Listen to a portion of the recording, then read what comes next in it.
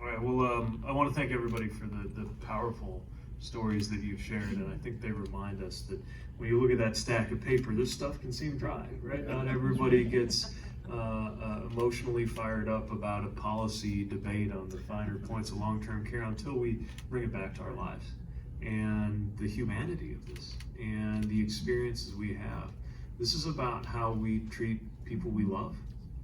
This is about our ability to move through life at a time when it doesn't take much to throw you out of the balance that keeps your life working.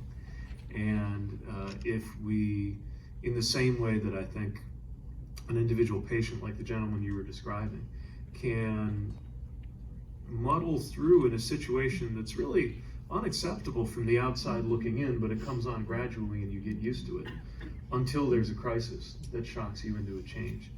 You could say the same thing for our whole country. I feel like maybe in a way our country is like that gentleman crawling on hands and knees, forgetting that that's not how it has to be.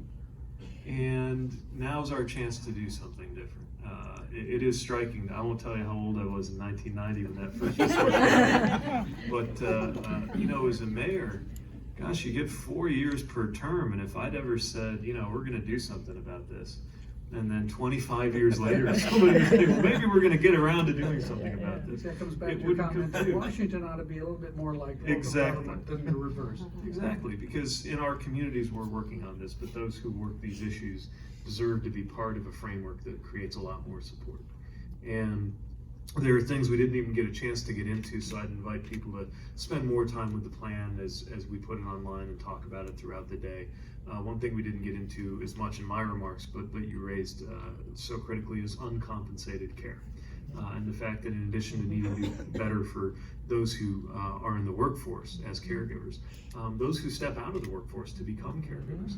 This is why we need paid family leave, and why I believe, while I strongly support the Family Act that's been proposed in Congress, I believe it ought to be extended to grandparents and grandchildren, knowing, and chosen family members, knowing how important that is. It's why I believe there ought to be credit towards Social Security for doing this kind of work, because you know what? It's work.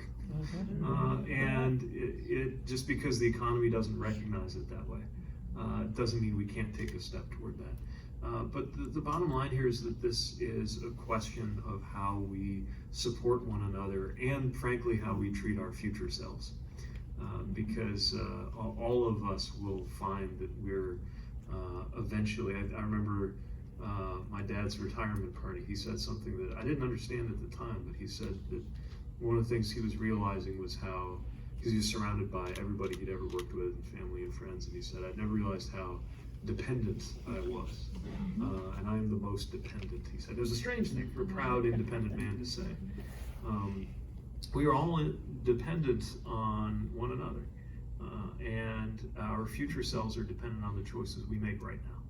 If we make the right choices, it is absolutely within our power to manage this in a way that is compatible with us doing well, thriving at work, and thriving in our families, and not having to put our whole lives on hold when things reach that crisis point that never should have happened. But that is a question of will. It's a question of support. It's why it's so important that there be a state government that sees this. It's so important there be representation in Washington, thinking about the United States Senate, and I'll just leave that there, that understands the importance of this kind of support. And I could not agree more strongly, John, with what you said at the outset, that the thing that can really make the difference here is presidential leadership.